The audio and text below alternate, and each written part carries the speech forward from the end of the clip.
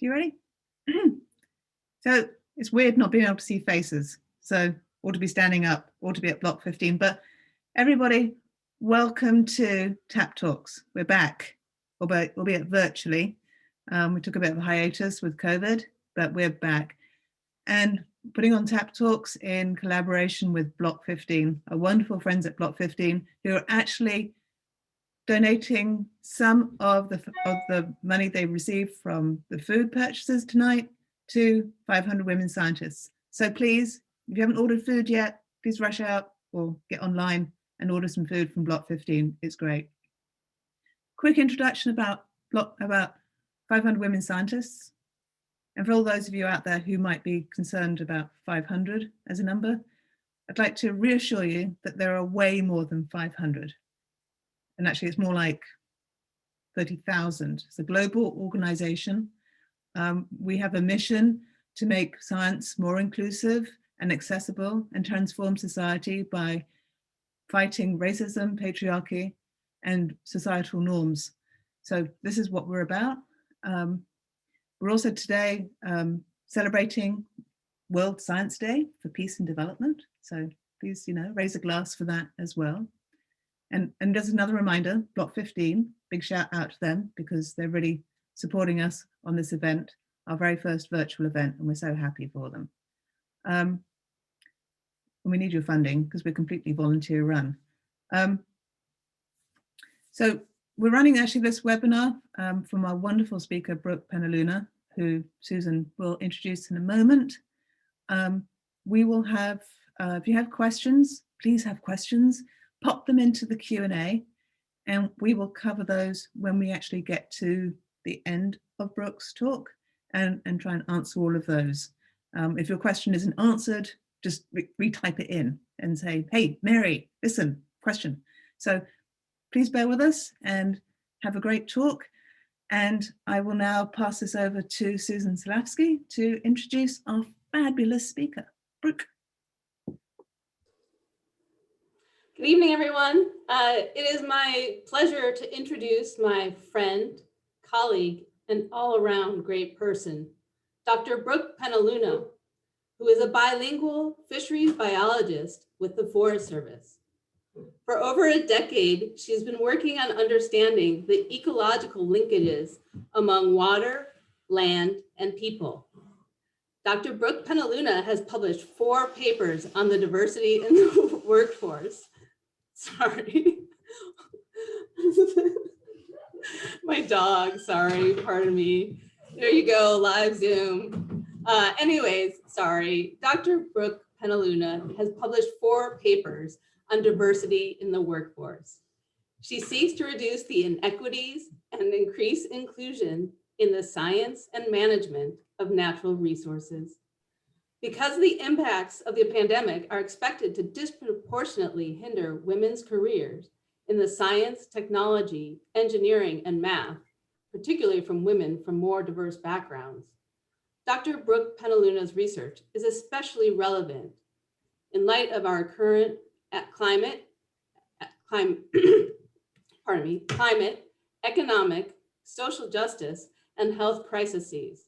Unfortunately, with one more crises, we'll have a full house.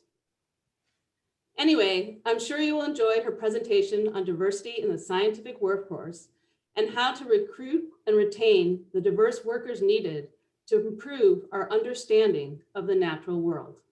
Brook? Thanks, Susan. Thanks, Mary. And I wanted to thank the Block 15 tap room for hosting or offering these talks hosted by 500 women scientists. So I want to start off by asking us to think about what a scientist looks like. So think in your head right now, what do they look like? What is their clothing? Do they have a jacket or a coat on? What's on their feet? What does their face, their head, their hair look like? How do the clothes fall on their body? So this very question was asked to boys and girls several decades ago. From 1966 to 1977, they were asked to picture a scientist and then draw that person. The results of that study revealed a stunning bias. 99.4% of the drawings depicted a male scientist. Some examples shown here.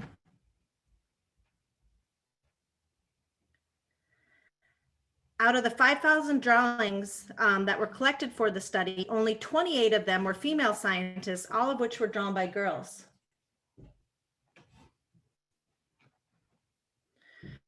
Women are seen as scientists by young girls only. Children are drawing female scientists more often as of recent, and girls are driving that shift.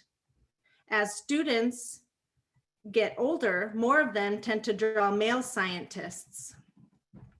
So essentially what we're seeing is that of the 80 studies that have been repeated, since that original experiment, that girls are driving the shift and they're still tending to draw male scientists as they get older.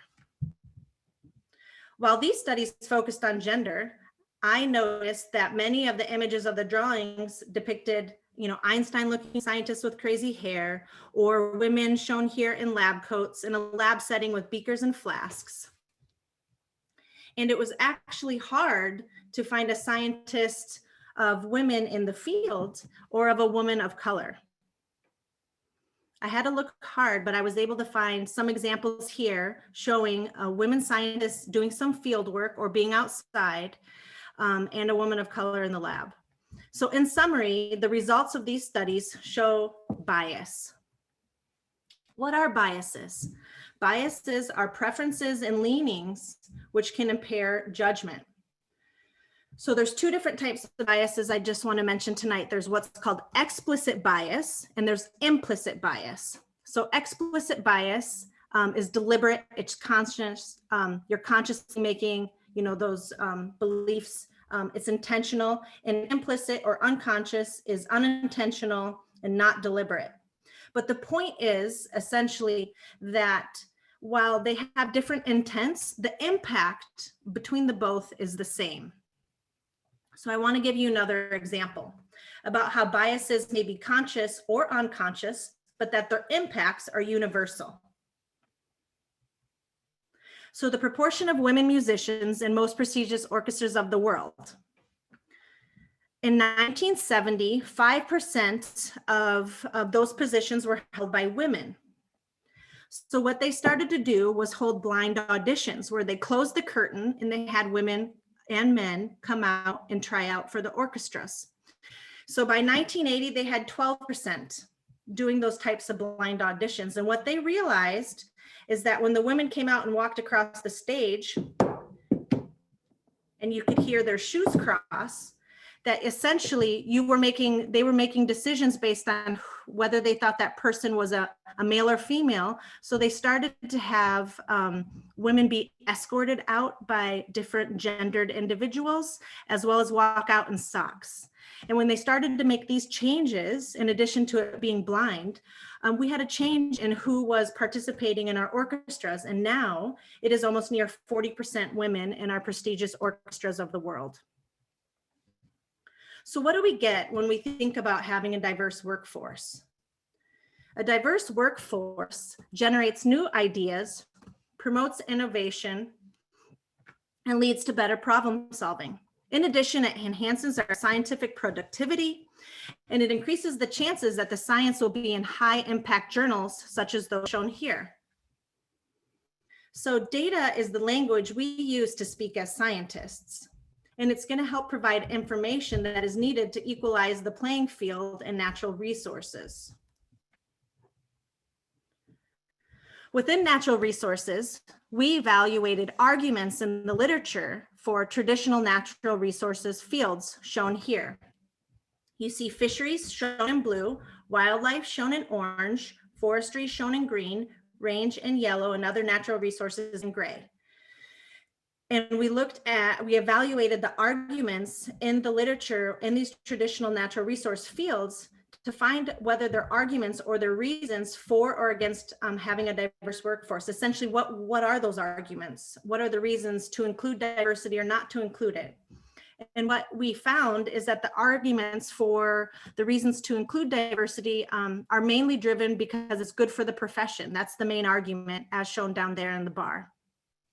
In addition, you're able to see it's because it would be representative of the users and the individuals that are present in the society, because it keeps us relevant and because there's an available talent pool. So those are all the different reasons for including diversity in natural resources.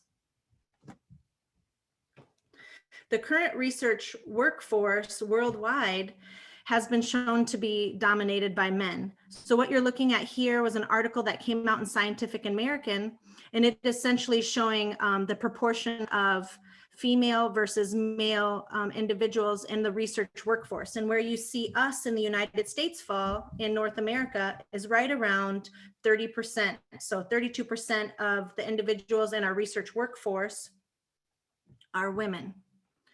And I want you to remember that number as I present some data in the future.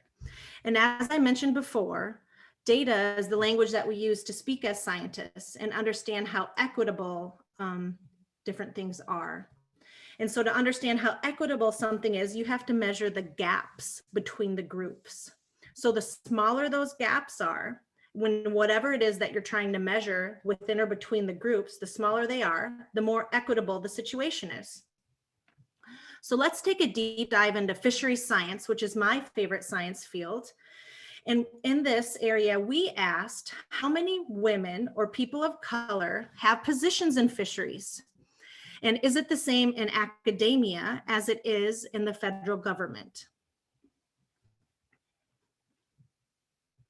So we first started out by looking at our pool of available individuals within the US. So we have our 2010 census, which shows right around 50% men, 50% women.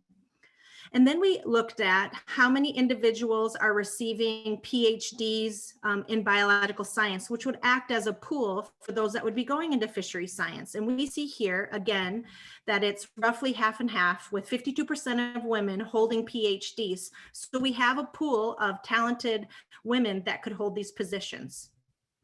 So what do you think before I show you the additional bars here?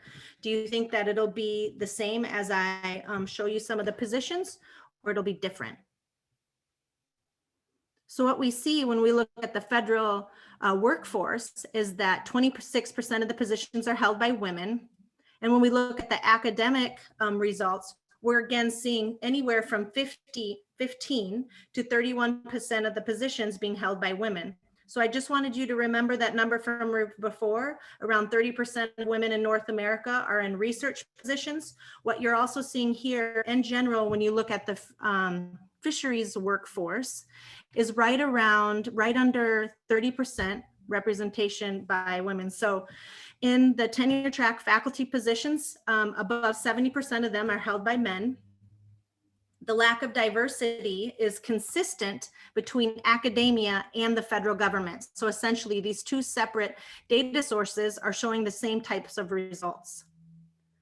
And you'll also notice we're able to look, when we look at the academic results, that as you move up in the different professor positions, as you see by the bars at the bottom, as you move up to full professor, you're having less representation of women at those higher levels. So in the leadership levels within fisheries. So again, there's the lack of women at various levels, but especially at the top. So let's look at what the data looks like when we consider people of color in fisheries science. Again, we started with the 2010 US Census results, and this is how the 2010 census groups us. So we're showing white individuals here in gray, Black in the color blue, Hispanic in that dark brown color, Asians are green, and other, which includes mixed race, are shown in dark gray. And again, what you're seeing here is essentially the potential pool of individuals from getting a PhD in biological sciences. And you'll see that depending on what group it is you're talking about, that there is a pool of individuals from those groups with PhDs. And again, for the federal fisheries workforce, different contrast to what we saw for the women's results. You're seeing over 90% of the positions being held by individuals that identify as white. And that same result is what we're seeing in the academic field. So almost 90% of tenure track faculty are white. And that lack of diversity is consistent between those two different data sources, between the academic data source and the federal government. So following this work, we began to ask some follow-up questions related to how these dynamics are playing out in our interactions between and among fisheries scientists. So to look at these interactions, we decided to use social network analysis. Social network analysis allows us to map or measure relationships and flow between people. It reviews the general activity of the group. It allows us to understand how many people a certain individual reaches within that social network.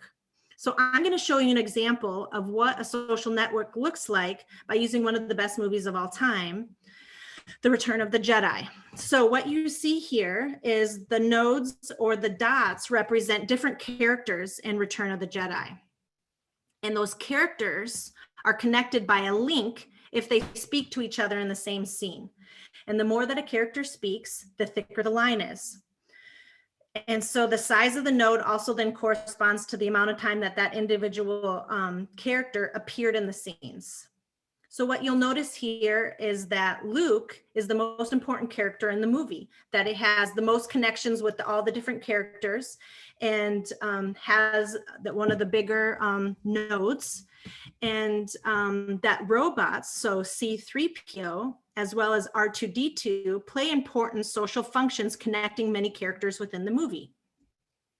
And so in general, you can say about this social network of Return of the Jedi, that there are a few really important nodes that are densely interconnected between themselves.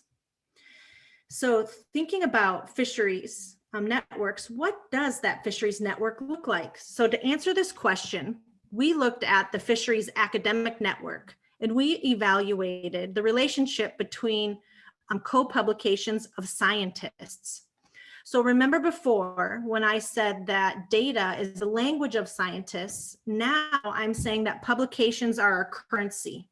Essentially, publications in scientific journals are how we share information about our studies or research with each other and how we evaluate one another. So let's look at the fisheries network. The fisheries network has had an explosive growth over time, starting with the smaller clusters seen there in 1980, 1990, and that by the time you get to 2016 in the bottom right cluster, that you can see a tightly interconnected network. And you'll also see that men, shown by blue in the top graph, and orange represent women, and white individuals shown in gray in the bottom with people of color represented by purple, that essentially men and white individuals hold the most influential positions over time. So let's dig into that aspect of who holds those top positions a little bit more. So we did an additional analysis where we looked at the number of lines that connected to each node. So essentially how many collaborators each scientist has.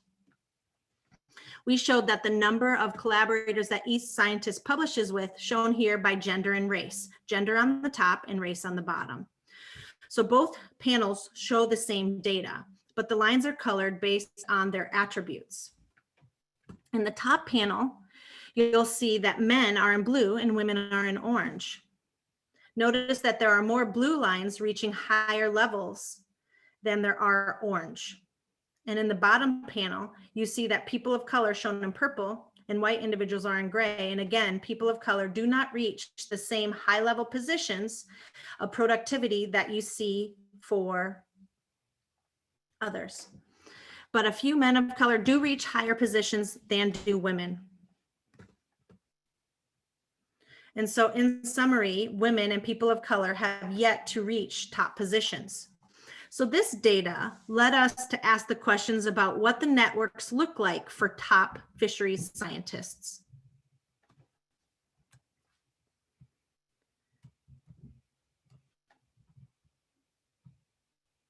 So we looked at the top 5 men's network shown here.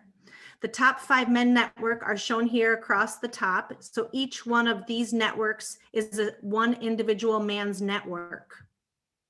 And you'll notice that their networks are complex, they're highly connected, and they're tight. So you could call them tight knit with really strong relationships. And you'll notice that they have strong relationships because they have a lot of thick gray lines coming off of their central triangular node, which represents the man of that network. So essentially each individual is in the center of that network. And notice that it's likely that you're seeing this thick co-publication network because essentially they're inviting each other to publish on each other's publications with one another. So notice also that high producing men, 1, 2, 3, and 5. So you'll notice across the top that they're labeled and numbered, that essentially those ones actually collaborate with each other and they're embedded in each other's networks. You'll see that in those networks, you have additional triangles outside, meaning additional one of those individuals in each other's network. And so those 4 high producing men are lifting each other up. And you'll also see that man number 4 is co-publishing mainly with 2 other men collaborators. And that high producing man number 4 has a simpler network than do the other top producing men.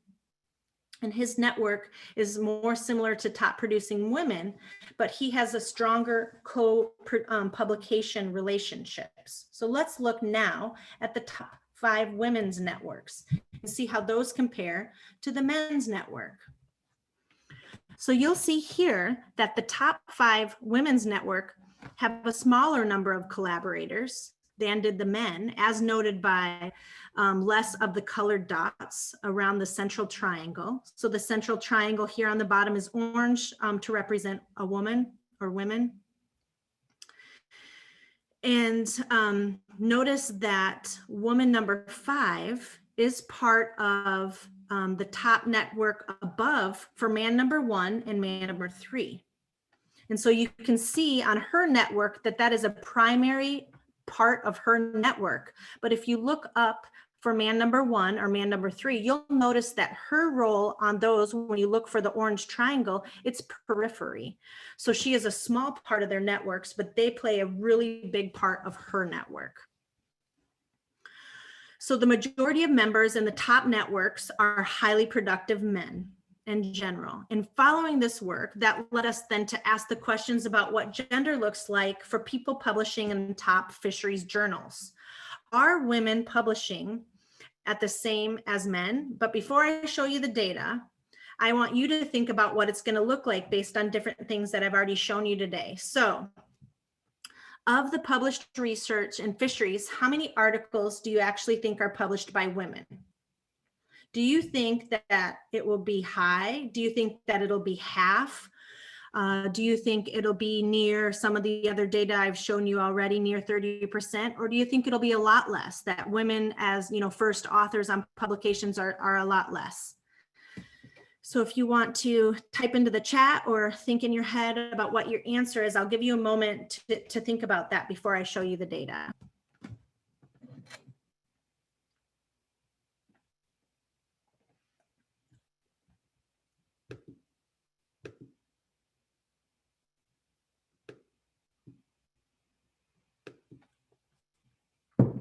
Okay, let's dig into it.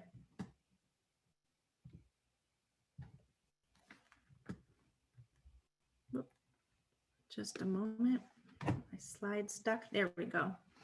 So what you're seeing here is that almost 30% of, whoops, I skipped one. Almost 30% of published research in fisheries was led by women. So if you remember earlier, when you noticed women holding different positions, both in academia as well as the federal workforce, that it hovered right around 30% or slightly less than that, we're seeing that same number of women leading articles in fisheries across these journals. So what you're looking at here, these different bars, each bar represents one of the top journals in fisheries. And so what you're looking at here is the 10 top fisheries journals worldwide. And essentially you're seeing, the proportion of research articles published by women as the lead author matching what you were seeing in the positions held by women. So essentially they're mirroring one another, that women who are holding those positions are publishing research equal to that of the men. So if we want to have more articles published by women, we need to bring more women into those positions. That's what this would suggest. And sort of thinking about putting all of this together, what can each of us do about what it is that we've seen? How can we change some of our well-meaning into well-doing? So there's a variety of suggestions here, and I've seen a variety of things in the news telling us different steps we can take. But I think it's important just to put it into context of 3 different contexts. One is there's things you can do as an individual. So you can undertake self-reflection and evaluate. You can take trainings to try to help you become more aware. Those are things as an individual that you have control over. You can, you have then the group sort of at the group level. So different groups that you participate in, you can call things out when you see them. You have some, depending on your role in those groups, maybe you can invite other people to the groups. You can comment on things when they happen in the groups. And then there's sort of this broader societal or departmental level. So essentially it's sort of this larger group. And those are where the structures, the social structures that are in place really play out.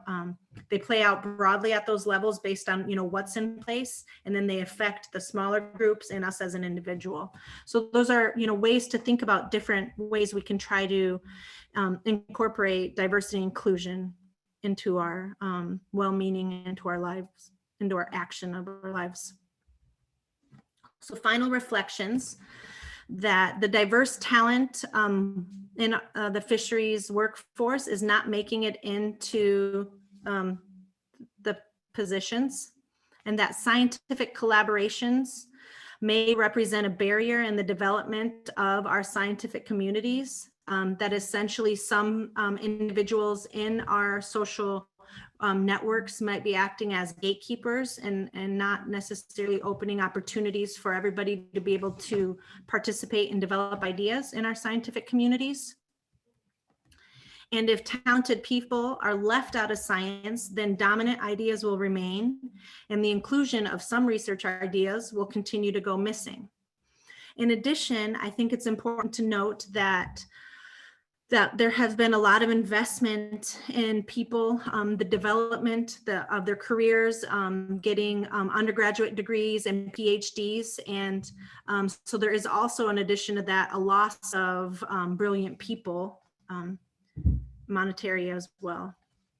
And that the attracting, selecting, developing, and retention of diverse individuals is imperative to address these inequalities. And that the enhancement of diversity has not been spontaneous, and the inclusion of diversity warrants intervention.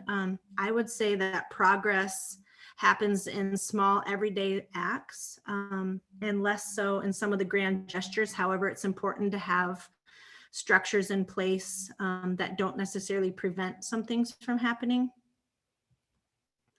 And that it's important to be or find a mentor in your field. And it's most importantly for women and people of color to have what's called a sponsor, which is somebody that is going to publicly advocate for you and pull you up in front of other people. So essentially in group settings, since somebody says to the group, who do you think could do this? They're putting their reputation on the line, saying, naming an individual. So that's somebody that plays a specific type of mentor role called a sponsor. And that's really important as we want to bring women and people of color up into these leadership roles.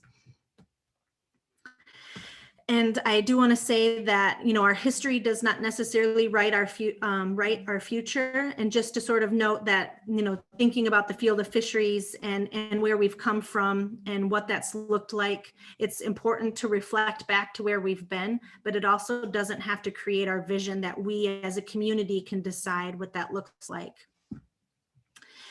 And given that on Twitter, there's been a lot of people showing up, what does a scientist look like, showing themselves in the field. And so here's a conglomeration that was compiled, showing different fisheries scientists from all over the world and what the work looks like, what they look like. And so I just wanted to show that here to say, you know, we can have a vision for, you know, what our community more broadly looks like in fisheries. And I want to leave you with a final challenge before we move into the Q&A moment. So again, you can put your questions in the Q&A box, but I would like to leave you challenged to think about what would you like our science workforce to look like? And with that, I'll take any questions.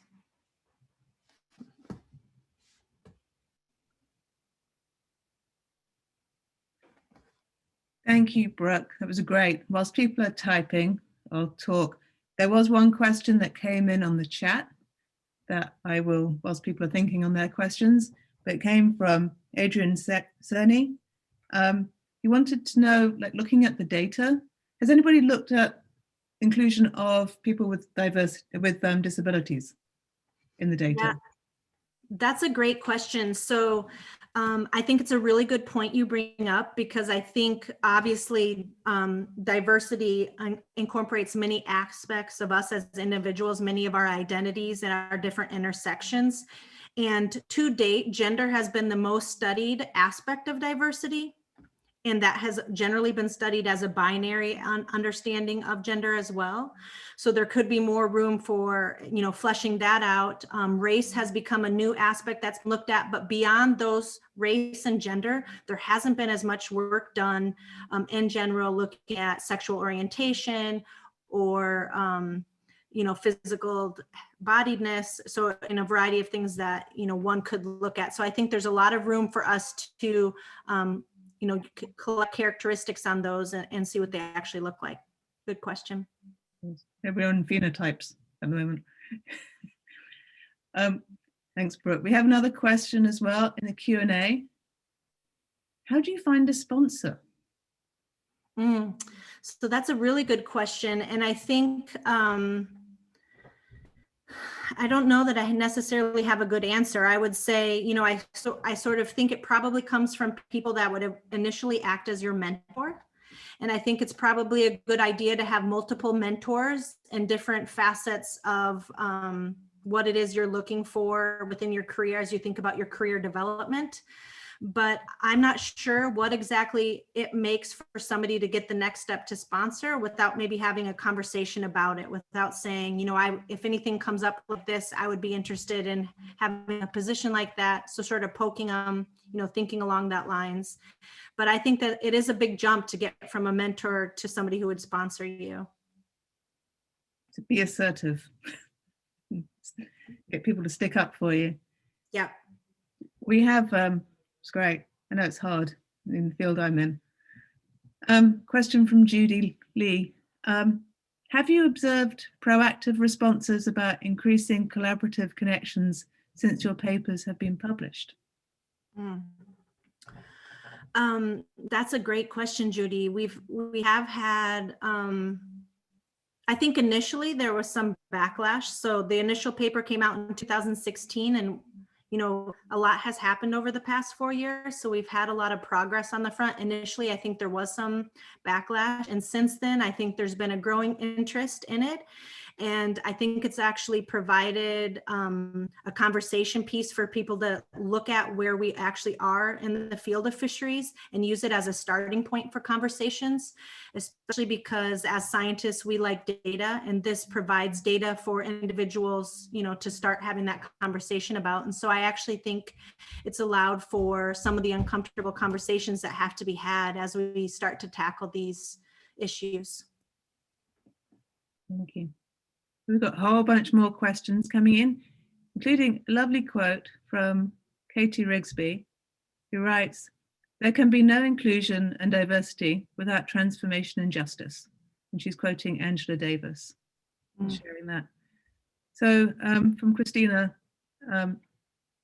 Lincoln, do you think hiring in the sciences should mirror what happened with acquiring orchestra members, where auditions are done blind to help increase diversity in the sciences?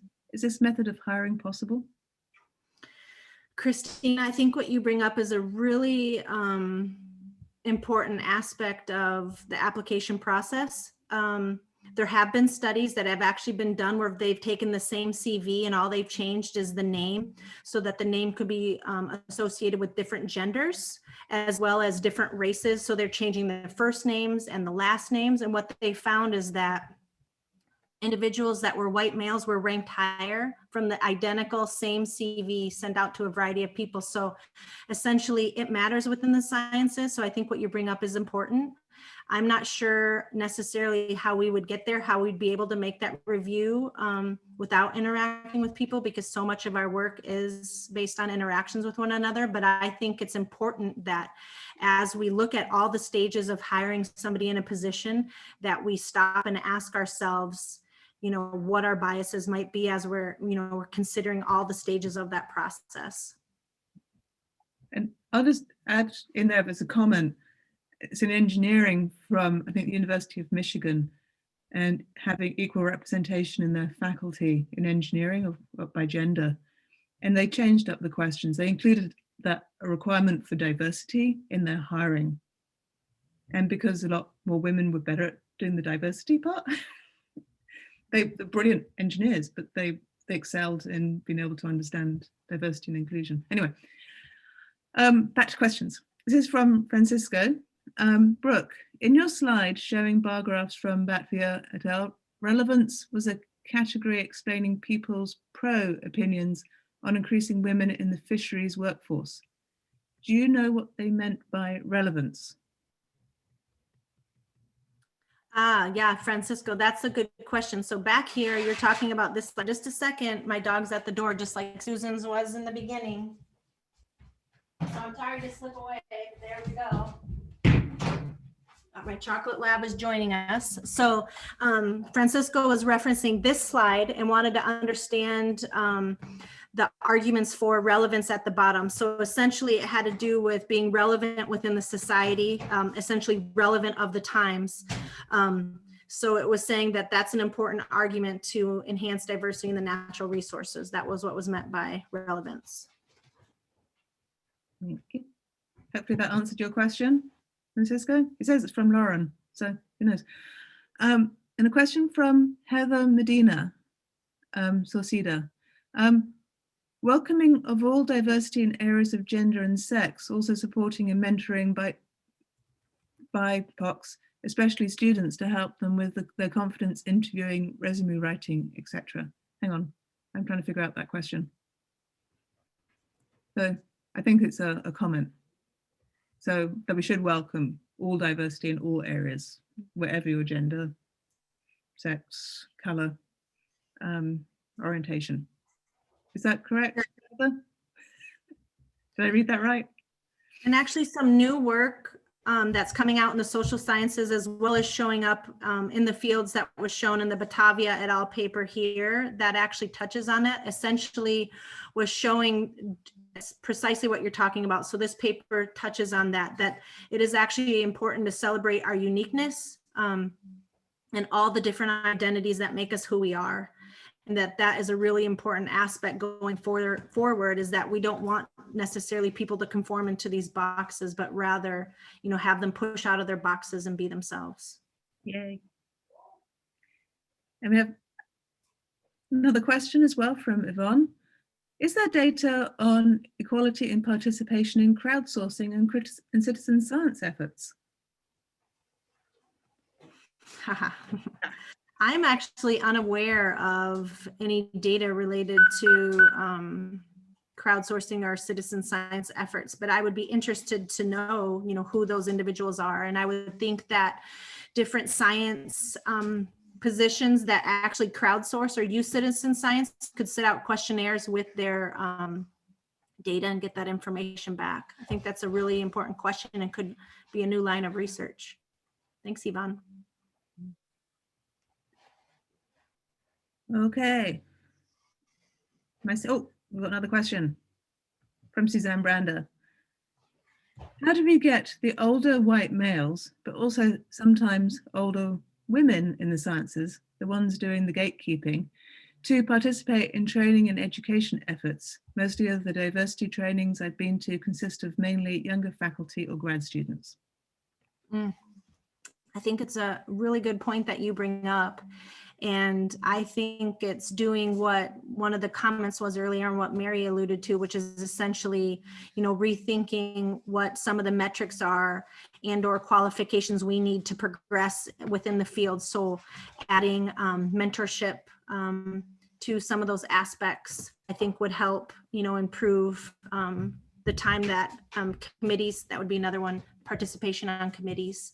And have those be metrics that people are evaluated by instead of only publication rates as shown here.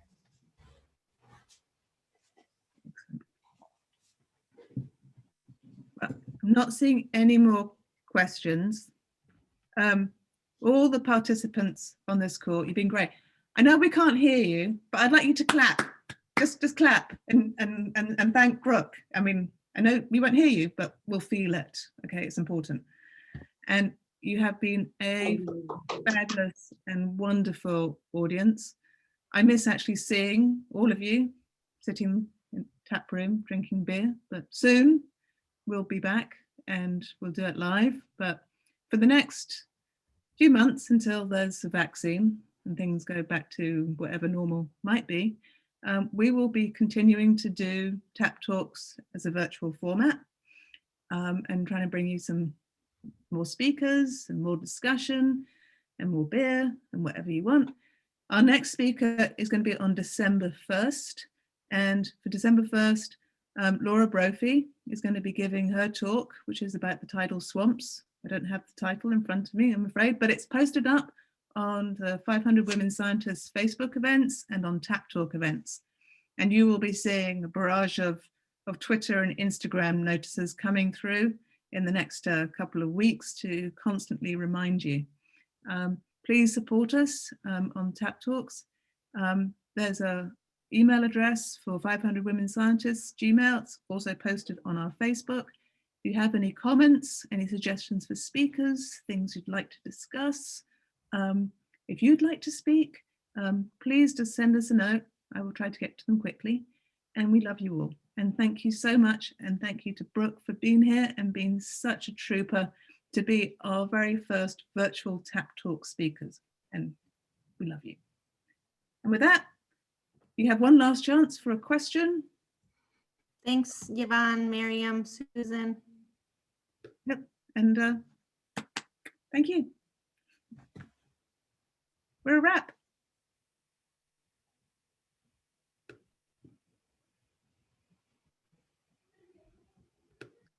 Awesome.